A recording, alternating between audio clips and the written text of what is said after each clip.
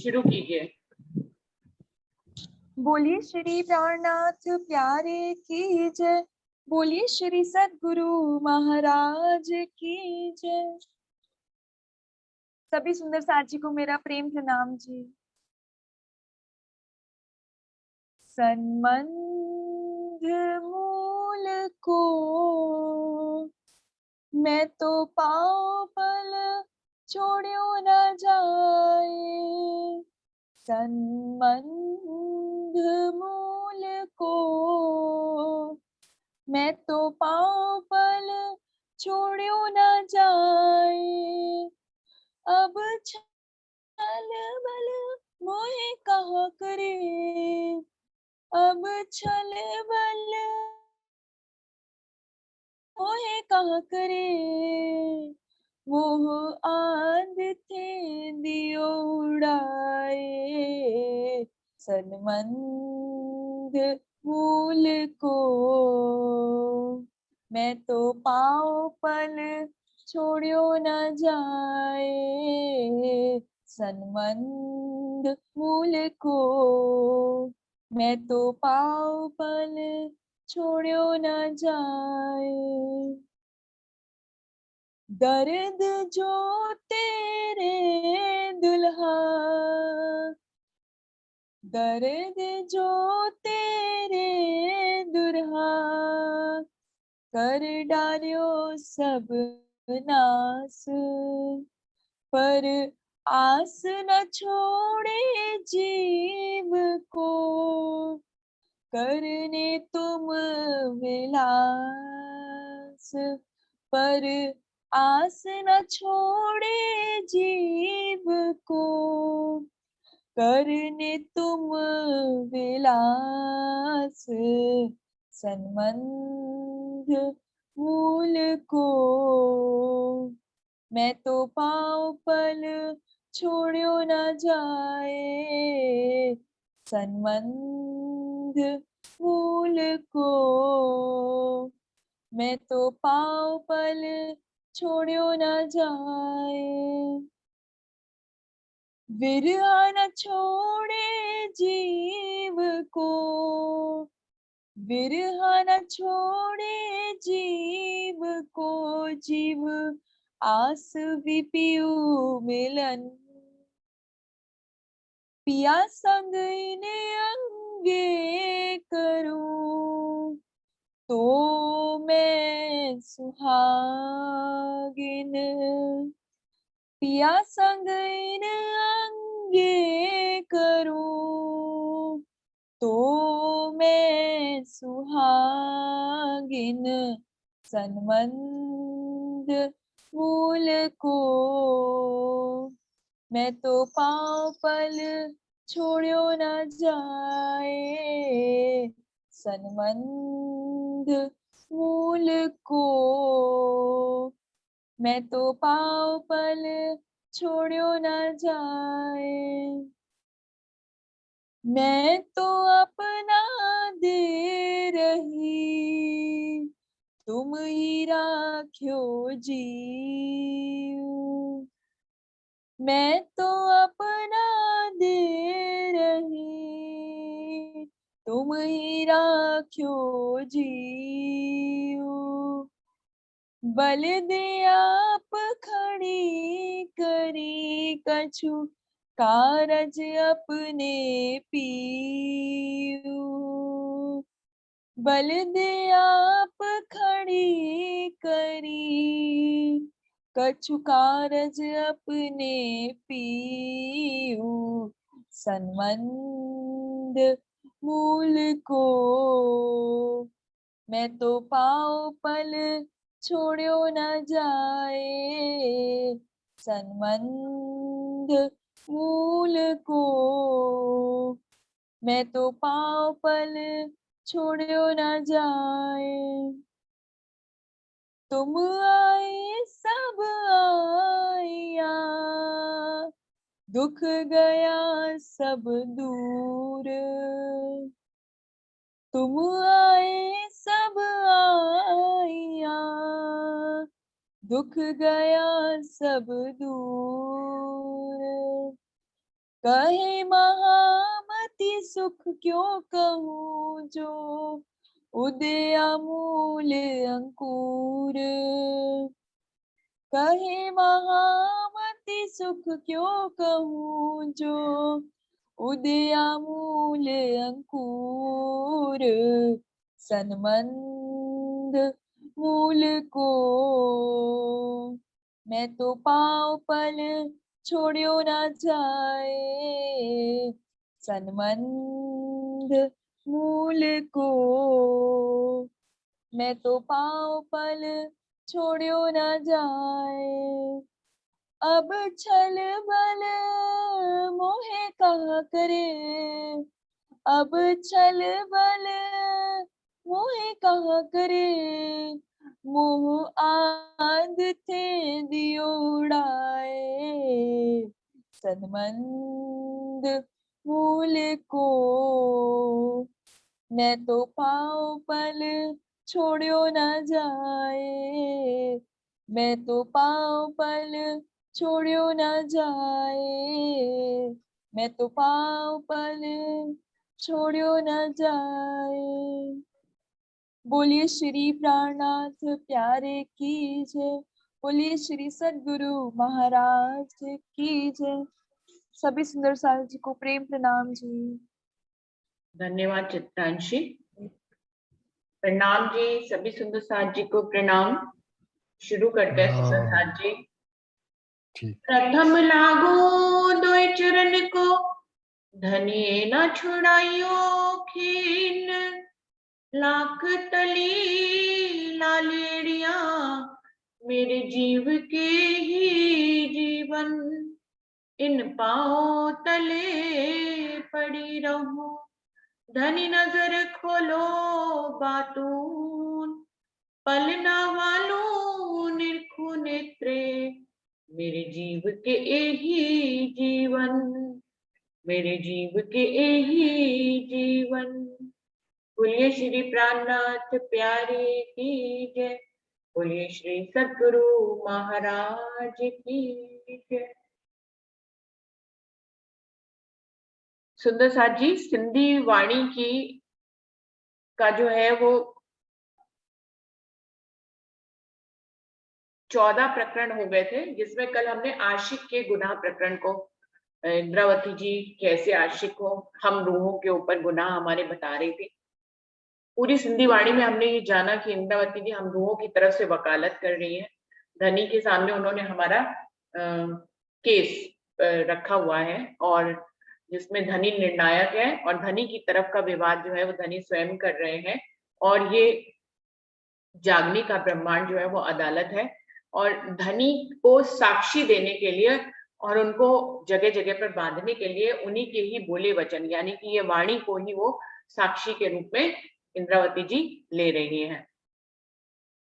तो जगह जगह पर उन्होंने पूरी सिंधी वाणी में हमने समझा कि किस तरह से वो रूहों का बचाव कर रही हैं। कि धनी ने अपनी वाणी में जगह जगह कहा है कि वो अपनी रूहों से अनंत प्रेम करते हैं, उनके साथ उनका अखंड का संबंध है जो कभी टूट नहीं सकता है, वो हमेशा से था, है और हमेशा ही रहेगा। तो ऐसे अखंड संबंध में आत्माएं इस दुनिया में आई हैं, सब उनके हुक्म के तले चल रहा है। ऐसे में हर प्रतिवादी को अपना केस जो है वो स्ट्रॉन्ग करने के लिए अपनी तरफ से तैयारी करनी पड़ती है। अब धनी को तो अपने केस के लिए कोई तैयारी करनी नहीं है, वो तो सर्व सामर्थ्यवान है, उनसे क्या नहीं हो सकता, वो तो सब कुछ कर सकते हैं, इसलिए उनको कोई तैयारी नहीं करनी है। लेकिन अपनी रूहों को स्ट्रॉन्ग बनाने के लिए, अपनी रूहों के केस को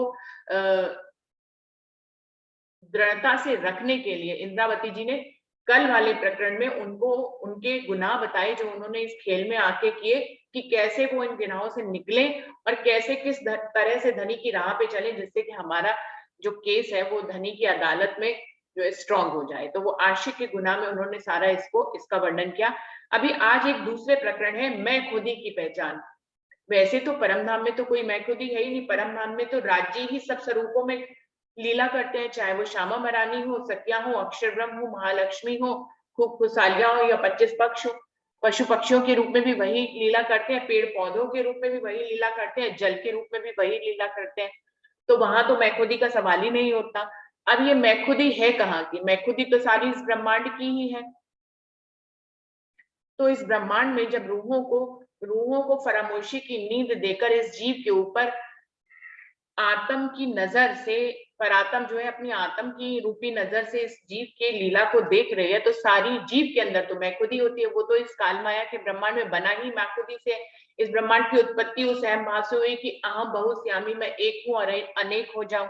तो इस अहम भाव से ही तो इस सृष्टि की उत्पत्ति हुई है। तो अगर इस सृष्टि की उत्पत्ति के मैं भाव को देखा जाए, आदि नारायण को, जहां से मैं हूं अनेक हो जाऊं, यहीं से ही अहंकार हर जीव के अंदर आ जाता है।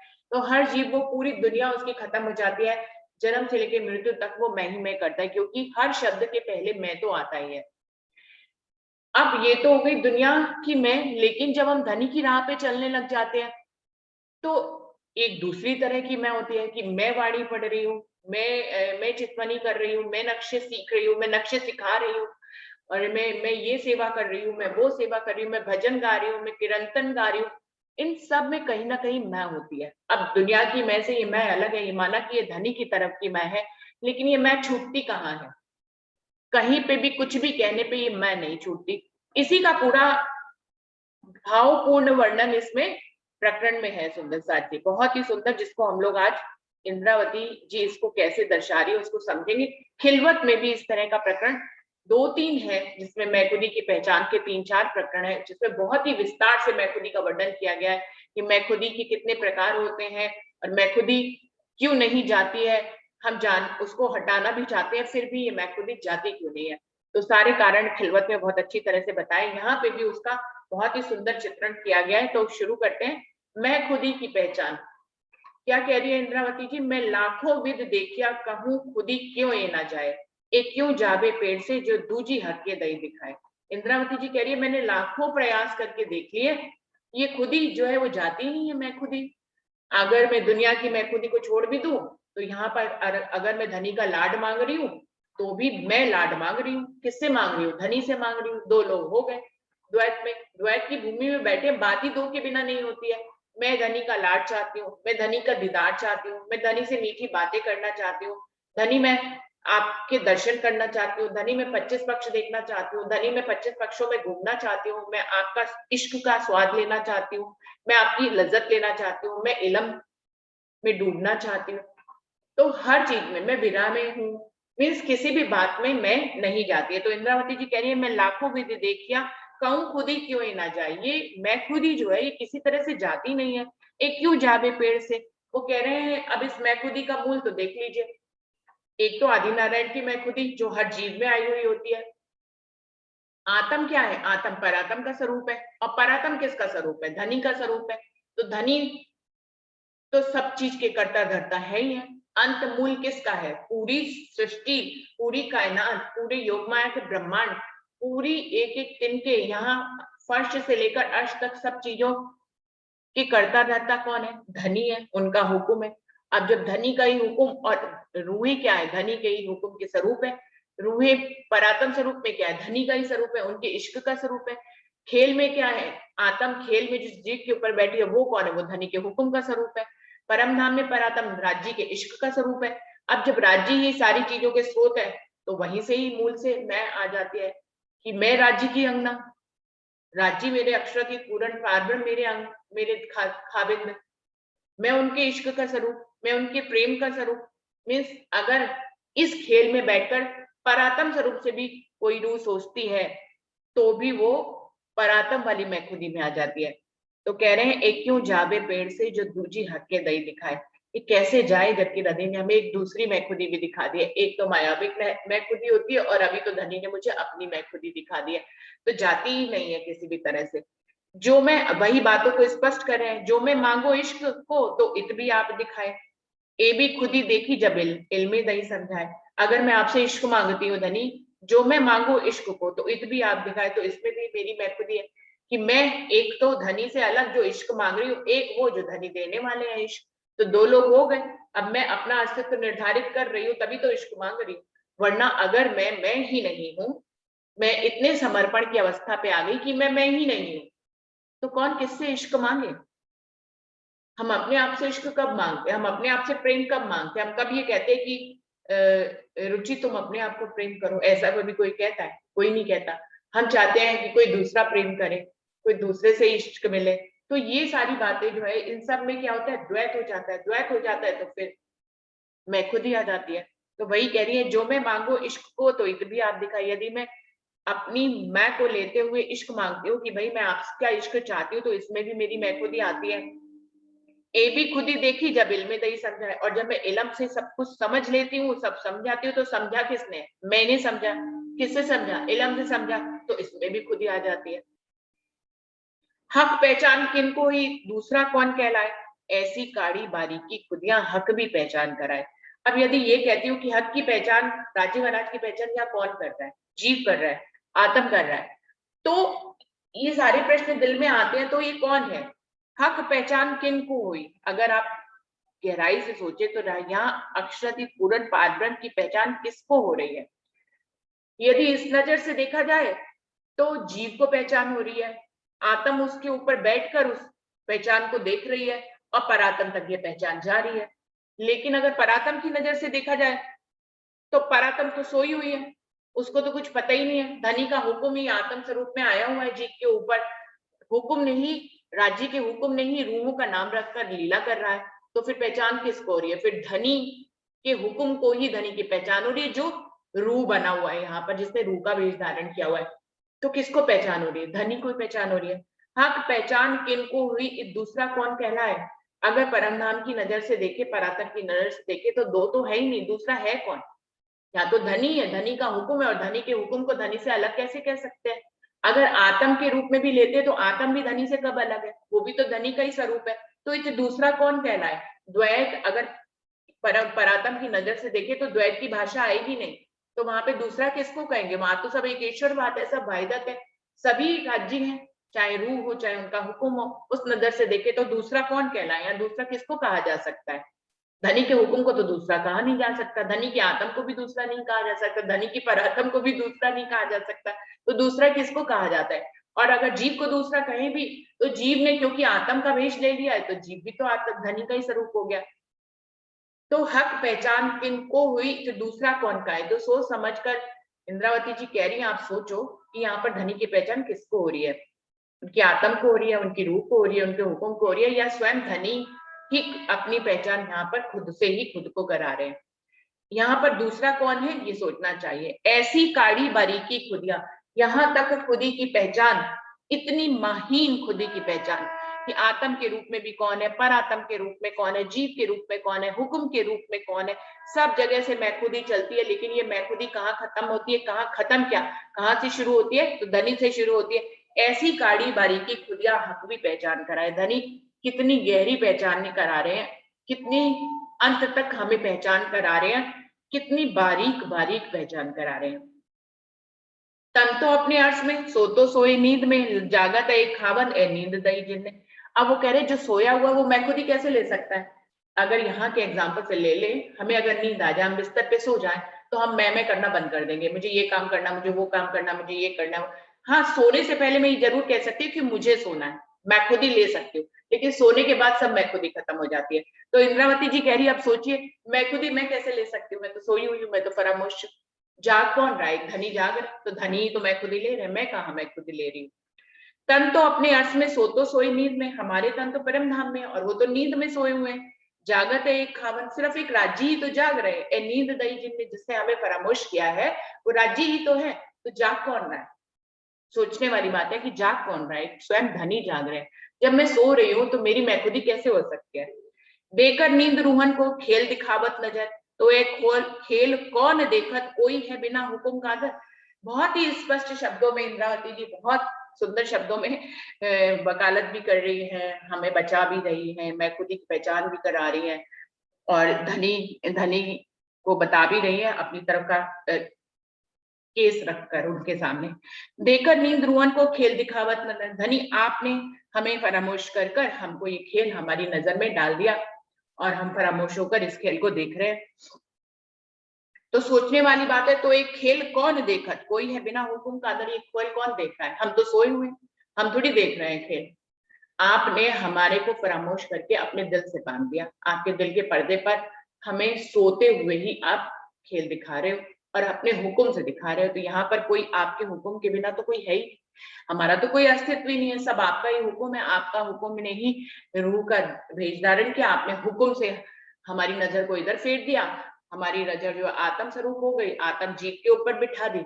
जीव भी राज्य के आपके आदि नारायण के हुक्म का स्वरूप है। आत्म कौन है? वो परात्म का स्वरूप है। परात्म कौन है? परात्म आपका स्वरूप है और वो सोई हुई है।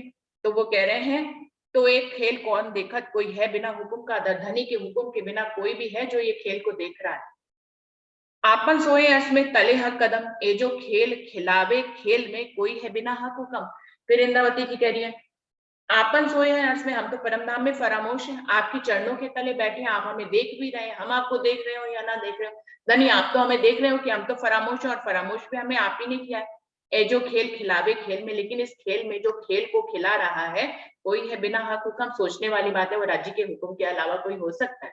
कोई भी नहीं है, धनी ही है।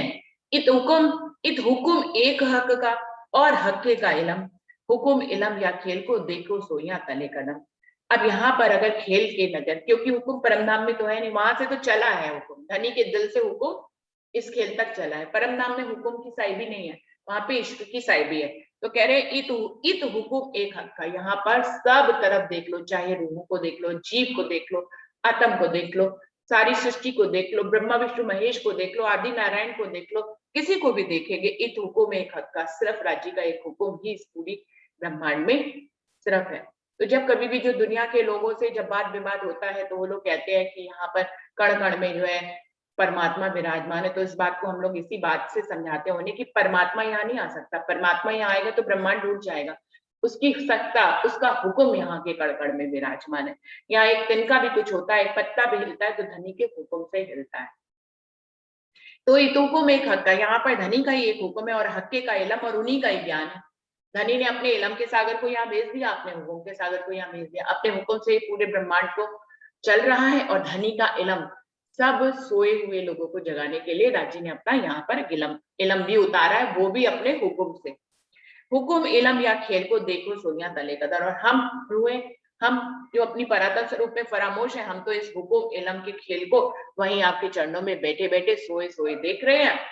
और ऐसा हमें फरामोश किया है कि इसमें हमें आपके इलम से जगा भी दिया गया है, हमें पहचान देने के लिए। जब हम जागेंगे तो हमें खेल की सारी बातें याद रहेंगी। कहे इलम तुम ही पट, तुम ही कुंजी पटकी, कुल अकल दई तुमको देखो उल्टी या सीधी। अब इंद्रावती कह रही है कि अब आप देखो धनी कितने चतुर हैं, धनी कितने, अब वो तो सामर्थ्यवान है ही है, तो वो चतुर तो हुए, लेकिन अगर धनी चतुर है तो उनकी रूहें भी चतुर है, क्योंकि वो उन्हीं का ही स्वरूप है। तो क्या कह रही है, अगर इलम की नजर से देखे तो इलम हमें क्या कहता है? इलम हमें कहता है कहे इलम तुम ही पट, इलम कहता है कि तुम ही पर्दा हो।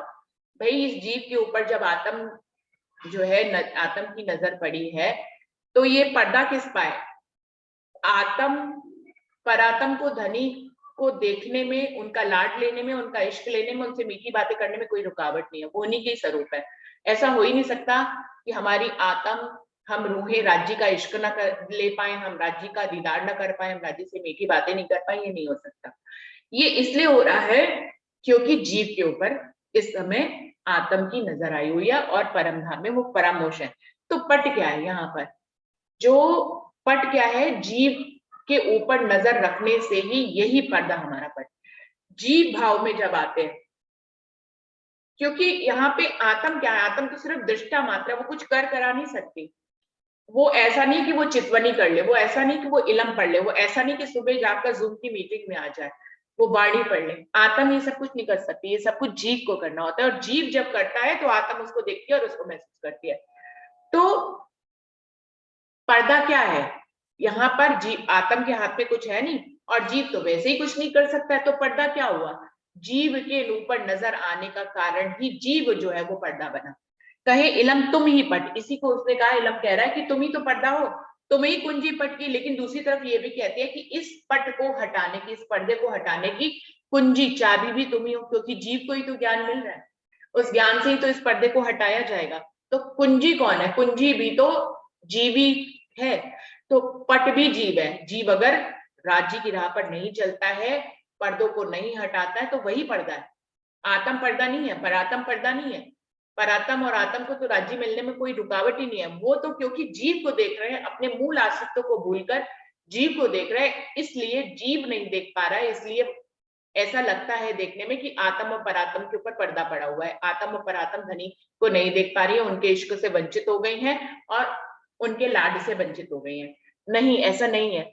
वो जीव के ऊपर उनकी नजर पड़ी हुई है और जीव ही ये ज्ञान ले रहा है। तो कह रहे हैं जीव ही पर्दा है और इसको ताले की कुंजी को खोलने का जो कुंजी है वो भी जीव ही है। आत्म ने ज्ञान को, जो जीव ने ज्ञान लिया, आत्म ने उसको दिल भरकर, नजर भरकर समझ लिया, अपने दिल में धारण भी हो गया।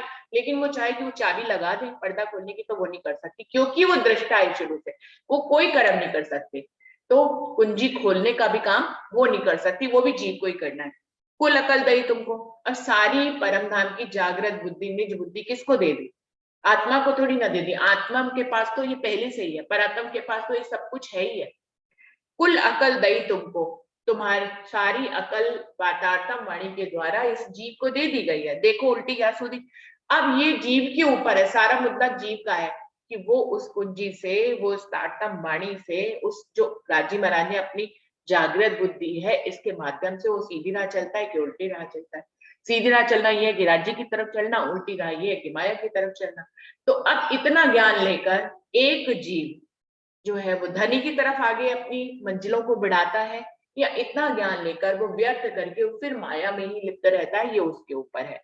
और जैसा वो चाल चलेगा, वो माया की चाल चलेगा, तो आत्म को यही लीला देखनी पड़ेगी। अगर वो धनी की तरफ की चाल चलेगा, चितवनी से, वाणी से, चर्चनी से, किसी भी ढंग से, बीतक से, सेवा पूजा से, किसी भी तरह से वो अगर धनी की तरफ चलेगा, तो आत्म इस लीला को देखेगी। तो आत्म के हाथ में कुछ नहीं है, ना वो धनी की तरफ चल सकती है, ना वो धनी से विमुख हो सकती है, ना वो विमुख हुई है कभी भी। वो तो धनी ने ही उसको परामर्श कर दिया। आत्म के हाथ में कुछ नहीं है, परात्म के हाथ में कुछ नहीं है। जो कुछ मुद्दा है वो जीत का है। तो क्या कह रहे, देखो उल्टी या सीधी, अब तुम इसको उल्टी देखो या सीधी देखो, तुम्हारे हाथ में है। बीच खेल और खाबंद पट तुम्हारा वजूद, पीठ दे हक को ये देखकर जो ना कचू है नाबूद। खाबंद और खेल के बीच में ये जो तुम्हारा वजूद है, वही जो जीव का वजूद है, वही पर्दा है। पीठ दे हक को देखकर जो ना कछु है नाबूद। सबसे आश्चर्य की बात है कि हम हक को पीठ देकर, जो खेल कुछ है ही नहीं, जिसको आकाश का फूल कहा गया, जिसको बाज का पूत कहा गया, जिसको खरगोश के सिर पे सींग कहा गया, ऐसे जो खेल कुछ है ही नहीं, उसको हम देख रहे हैं धनी के हुक्म के, धनी को पीठ देकर। एक खेल हुकुम इलम का, एक खेल हुकुम इलम का, हमें नींद में दिखावत, करने हासी अर्श में खेल में भुलावत। धनी क्या कर रहे हैं कि ये खेल जो हुकुम इलम का है, हमें परामर्श करके दिखा रहे हैं धनी, और हमारी अर्श में हासी करने के लिए हमें यहाँ बार बार बुलाते हैं, हमारे जीव को अपने हुक्म से बुलाते हैं।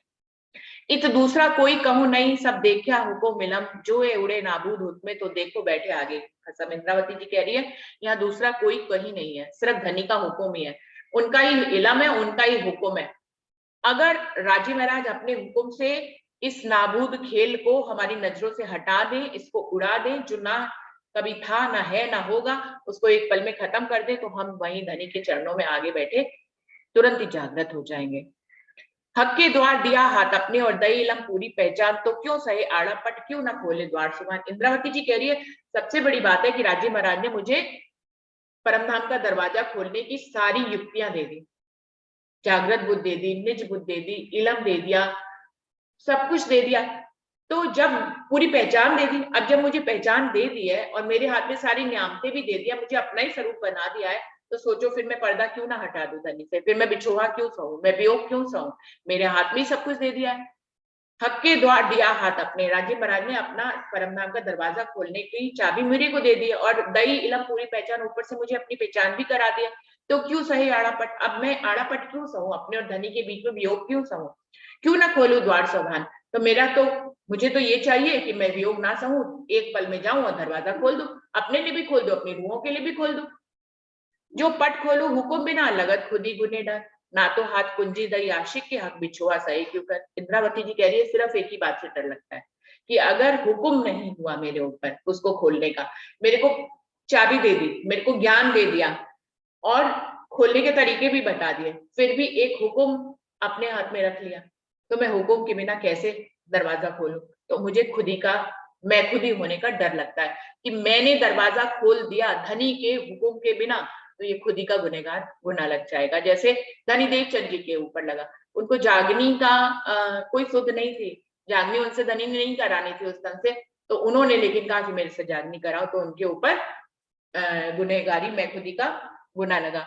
जो पट खोलू हुकुम बिना, लगत खुदी गुने डर, तब मुझे मैं खुदी का डर लगता है। ना तो हाथ कुंजी दई आशिक के, हक बिछुआ सही क्यों कर, वरना जब राजी ने हमारे हाथ में कुंजी दे दी हम आशिक रूहों के हाथ में, तो हम धनी का बिछुआ क्यों सहे। लेकिन एक हुक्म हमारे पास नहीं है, इसलिए हम बिछुआ सहते हैं। जो होए मुझ में इश्क, तो देखो ना खुद ही हुक्म, एक ना ही मुंह पे इश्क, तो आड़ा देखो हुक्म इलम। वो कह रहे एक सिर्फ एक यहीं पे गुंडी लगी हुई है कि हमें धनी ने अपने इश्क से को नहीं दिया है, इश्क मेरे पास नहीं है, तो मैं खुद ही और हुक्म के की राह देखती रहती हूँ, खुद ही से डरती रहती हूँ और हुक्म की राह देखती हूँ। लेकिन इश्क में दो लोग एक हो जाते हैं, जब दो एक हो जाते हैं तो किसी हुक्म का इंतजार नहीं किया जाता, किसी मैं खुदी से डरा नहीं जाता, क्योंकि हम मैं रही नहीं, मैं तो धनी हो गई। जब मैं धनी हो गई तो मेरे ऊपर क्या गुनाह का डर लगना है, और मुझे किस हुक्म से डरना है, सब तो धनी का हुक्म, मैं ही धनी हो गई तो हुक्म भी मेरा हो गया। एक मोपे मेरे पास सिर्फ एक इश्क नहीं है, इसलिए मैं खुद ही से डर रही हूँ, मैं हुक्म की राह देख रही हूँ। एक ना ही मोपे इश्क, तो आड़ा देखो हुक्म, हुक्म और इलम को मैं पर्दे के रूप में देख पाती हूँ, क्योंकि मेरे पास इश्क नहीं है।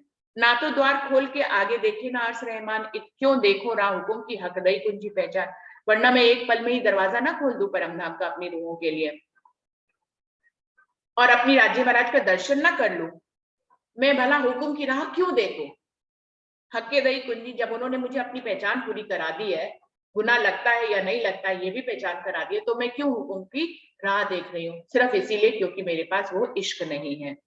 होते ना खाऊं बिना जल, जो आवे इश्क, तो हुक्म खुदी ना कछु गुना, पट दम ना रखे बेशक। वो कह रहे हैं यदि मेरे पास इश्क आ जाए तो मैं इस बिना जल के भवसागर में यूं ही गोते ना खाऊं, तो मुझे हुक्म का इंतजार ना करना पड़े, मुझे खुदी का कोई गुनाह करने का डर ना लगे, पट दम न रखे बेशक, वह एक पल के लिए भी अपने और राज्य के बीच में पर्दा ना रखो। इश्क मांगू तो भी गुना, और खुदी ये भी गुना हुए, जो देखो हुक्म मिला को मुझे बांध लई विदोए। वो कह रहे हैं यदि मैं धनी से इश्क मांगती हूँ तो इसमें भी मुझे मैं खुदी का गुनाह लग जाता है, और यदि मैं हुक्म और इलम की तरफ देखती हूँ तो मुझे दोनों तरफ से मैं बंधी हुई अपने आप को पाती हूँ, हुक्म है नहीं और धनी ने इलम से पूरी पहचान कर दिया, इलम से पूरी पहचान से चाबी भी दे दिया। मैं पर्दा खोलती हूँ तो मुझे डर लगता है कि मेरे पास हुक्म नहीं है, और हुक्म की तरफ से देखती हूँ तो मुझे कुछ खोलना ही नहीं है, सब कुछ तो हुक्म को करना है, मुझे कौन सा दरवाजा खोलना है। तो हुक्म और इलम की तरफ देखती हूँ तो मुझे दोनों तरफ से धनी ने बांध दिया है। ए देखो सहूर खुद ही मांगना, ए दो तले हुक्म, जो खोल तो खोल दरवाजा अपना, क्यों ना मिले अपने कसम। इंद्रावती जी कह रही यदि सबूर करके देखें तो ये जो मांगना है, चाहे इश्क का मांगना, चाहे दरवाजे को खोलने का मांगना, चाहे दरवाजे को खोलना, ये सब जो खुदी का मुझे डर लगा रहता है, ये दोनों हुक्म के तले। चाहे मैं कुछ मांगू, चाहे मैं किसी भी प्रकार की मैं खुदी लूं, चाहे इश्क मांगने की मैं खुदी लूं, चाहे आपसे मिलने की मैं खुदी लूं, ये सब आपके हुक्म के नीचे ही है। तो अब जब सब मुझे पता ही लग गया कि सब कुछ आपके हुक्म के नीचे है, तो मैं दरवाजा अपना खोलकर अपने कसम से क्यों ना मिलूं, मैं क्यों वियोग में रहूं। खुदी गुना सब हुक्म, मांगू बोलू सब हुक्म, पट खोलू या जो करूं सब हुक्म कहे इलम। आपका इलम ने मुझे समझा दिया है कि ये जो खुदी का गुनाह है ये हुक्म के नीचे है, आप चाहे तो गुनाह लगा दें, आप चाहे तो गुनाह से मुक्त कर दें। मैं मांगू या बोलूं या चुप रह जाऊं, ये सब कुछ आपके हुक्म के नीचे है। मैं पर्दा खोल दूं या बंद कर दूं, ये भी जो कुछ भी करूं सब आपके हुक्म के नीचे है, तो मैं क्यों डर रही हूँ। इत खुदी ना गुनाह किन से, या ढाप खोल तेरे हाथ, कि देख खाबंद या खेल को हुकुम मिलम तेरे साथ। इंद्रावती जी कह रही है कि यहाँ पर खुदी का गुनाह किसी के सर पे नहीं है, क्योंकि हम तो फरामोश, हम सोए हुए, हमारे ऊपर कोई गुनाह नहीं लग सकता खुदी का। या ढाप खोल तेरे हाथ, ये सब कुछ जीव के हाथ में राज्य ने दे दिया है, कि वो इस दरवाजे को खोले या बंद रखे, परम धाम के दरवाजे को। देख खाबंद या खेल को हुक्म में लग दे साथ। अब ये सब जीव के ऊपर मुद्दा है, वो चाहे तो धनी को देखे और चाहे तो वो इस खेल को देखे। हुक्म, धनी का हुक्म और इलम तो उस रूह के साथ ही चल रहा है। सब मोमिनों को सौंपिया, कया मोमिन दिल अर्ज, देख आप दिल विचार के, दिल मोमिन अरज परस।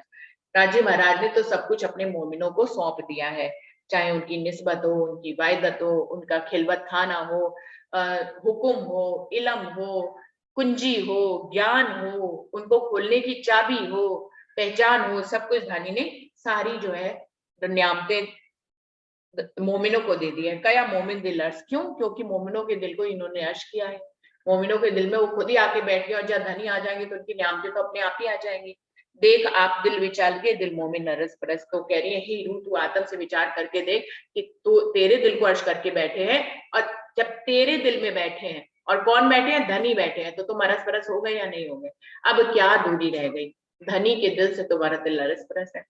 दिल मोमिन का अर्श है, जो देखे अर्श मोमिन, हक चाहे बिठाया अर्श में, तो तेरे आगे ही नहीं है तन। वो कह रहे मोमिनों के दिल को यश कहा गया है, जो देखे, अगर परम धाम के मोमिन इस बात को विचार करके देखे। एक बात है, अगर धनी हमें अर्श में बिठाना चाहे तो ये तन हमारे आगे नहीं रह सकता, ये तन पर्दा नहीं रह सकता, ये तन बाधा नहीं बन सकता, क्योंकि हुक्म धनी के हाथ में है। और वो जिस रूह को बैठाना चाहे अपने अर्श में, अपना दीदार देना चाहे, अपना लाड देना चाहे, उसके आगे ये जीव तक जो है वो आड़ा नहीं आता। जो मेहर का सागर है उसमें ये सारी बात कही है कि धनी जिसके ऊपर मेहर कर दे उसका वजूद भी मेहर का बना देते हैं, उसको जो है मेहर के सिंहासन पे बिठा देते हैं, वो मेहर में ही जीने लग जाता है, उसके दिन रात मेहर के हो जाते हैं, उसका पहनावा, करनी, रहनी, सब कुछ मेहर की हो जाती है, और वो धनी के आगे मेहर से पहुंच जाता है। तो तेरे आगे नहीं है तन, तो ये तन का पर्दा तेरे आगे नहीं रह सकता है। महामती कहे ए मोमिनो, हक के हासी करी पूरन, देख खाबंद या केल को, एक कुंजी तेरा दिल मोमिन। तो इंद्रावती जी कह रही है, महामती जी कह रही है कि मेरे परमधाम की मोमिनो, एक बात समझ लो, हक के हासी करी पूरन, धनी ने हमारी हासी करने के लिए हमें सब तरफ से बांध रखा है। देख खाबंद या खेल को, तुम्हारे दिल को तारतम ज्ञान की कुंजी देकर उन्होंने इतना चतुर बना दिया है। अब ये तुम्हारे ऊपर मुद्दा कर दिया है कि तुम इस खेल को देखो या खाबंद को देखो। उन्होंने तुम्हारे हाथ में सब कुछ दे दिया है, जीव की करनी पर सब कुछ छोड़ दिया है। इस प्रकार से राज्य महाराज ने हमारे ऊपर पूर्ण हासिल करी है, हुक्म दिया नहीं है, इश्क दिया नहीं है, और सारी पहचान देकर तारतम्य ज्ञान की कुंजी दे दी है, और हमारे ऊपर ये मुद्दा छोड़ दिया है कि भैया तुम सीधी राह चलकर खेल को देखो या तुम उल्टी चाल, सीधी राह चलकर या तो तुम मुझे देख लो या उल्टी राह चलकर तुम खेल को देख लो। तो सारा मुद्दा हमें दे रखा है राज्य महाराज ने, लेकिन हुक्म और जो है इश्क अपने हाथ में रखा है। तो यही हंसी का कारण बना कि हुक्म और इश्क को अपने हाथ पे रख लिया, बाकी सब कुछ हमें दे दिया, और हमें राह चलने पे मजबूर राजी महाराज कर रहे हैं कि तुम्हारा मुद्दा है, अब तुम्हें क्या करना है ये तुम समझो। ज्ञान तुम्हें दे दिया है, ज्ञान से सारी पहचान तुम्हें दे दी है, चाबी भी दे दी, अब खोलो हुक्म, खोलो पर्दा, आओ मेरे पास लाड करने के लिए। मुझसे लाड क्यों मांग रही हो? तुम खुद ही मेरे पास आ जाओ तो लाड मिल ही जाएगा। तुम मुझसे क्यों इश्क मांग रही हो? तुम खुद ही आ जाओ इश्क के परम धाम में तो इश्क मिल जाएगा। तुम मुझसे क्यों